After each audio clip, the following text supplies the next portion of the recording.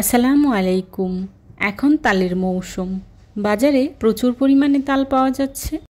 খুব সহজে কিভাবে তাল থেকে তালের রস বের করা যায় সেই পদ্ধতিটাই আজকে আপনাদের সাথে শেয়ার করছি। আশা করছি আমার আজকের এই তালের রস বের করার পদ্ধতিটা আপনাদের কাছে খুবই ভালো লাগবে। যদি ভালো লাগে তাহলে পুরো ভিডিও জুড়ে আমার পাশেই থাকবেন প্লিজ। চলুন তাহলে জেনে নেই কিভাবে তাল থেকে তালের রসটা আমি বের করে নিয়েছি। এখানে আমি বড় সাইজের একটি তাল নিয়েছি আর প্রথমেই তালের যে মুখটা আছে সেটাকে ছাড়িয়ে নিচ্ছি। তারপর এভাবে হাতের সাহায্যে তালের খোসাটা ছাড়িয়ে নিচ্ছি। দেখুন তালের খোসাটা ছাড়িয়ে নেওয়া খুবই সহজ। তালটা যেহেতু পাকা তাই এভাবেই আস্তে করে এক সাইড থেকে তালের খোসাটা ছাড়িয়ে নিলেই খুব সহজে তালের খোসাটা ছাড়িয়ে নেওয়া যায়।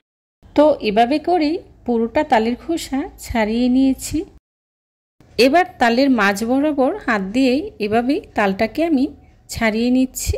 দেখুন তালটা 3 ভাগে ভাগ হয়ে গিয়েছে, কারণ এখানে 3টা বিচি তাই 3টি ভাগে ভাগ হয়ে গিয়েছে। তালের খোসাটা সম্পূর্ণভাবে ছাড়িয়ে নেওয়া হয়ে গিয়েছে। এবার একটি বড় বাটিতে নিয়ে নিচ্ছি একটি তালের বিচি। তার মধ্যেই দিয়ে দিচ্ছি পরিমাণ মতো পানি। পানিটা দিয়েই আপনারা চাইলে 10 মিনিটের মতো ভিজিয়ে রাখতে পারেন। হাতের কাছে সময় না থাকলে পানিটা দিয়েই এভাবে কচলিয়ে কচলিয়ে তালের রসটা বের করে নিতে পারবেন। দেখুন আমি কিভাবে কচলিয়ে কচলিয়ে তালের রসটা বের করে নিচ্ছি। আমি কিন্তু আছি আপনাদের সাথে সনাতন পদ্ধতিতেই তালের রসটা বের করার পদ্ধতি শেয়ার করছি। যেভাবে করে আগের দিনের মানুষ তালের রসটা নিত আমি সেই পদ্ধতিটাই শেয়ার করছি।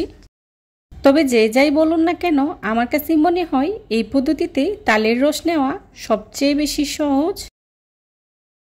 দেখতেই পাচ্ছেন এভাবে কচলে নেওয়ার ফলে তাল থেকে তালের রসটা বেরিয়ে পানিতে মিশে গিয়েছে আর পানিটাও অনেকটাই ঘন হয়ে গিয়েছে। এবার তালের রসটাকে আমি অন্য একটি পাত্রে ঢেলে নিচ্ছি।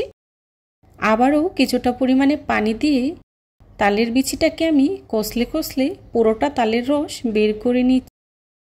যতক্ষণ না পর্যন্ত পুরোটা তালের রস বেরিয়ে আসছে ততক্ষণ পর্যন্ত এভাবে পানি পাল্টে পাল্টে কচলিয়ে কচলিয়ে তালের রসটা বের করে নিতে হবে।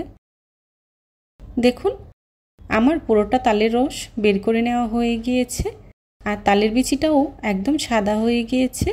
এটাতে আর কোনো রকম তালের রস নেই। আমার পুরোটা তালের রস বের করে নেওয়া হয়ে গিয়েছে।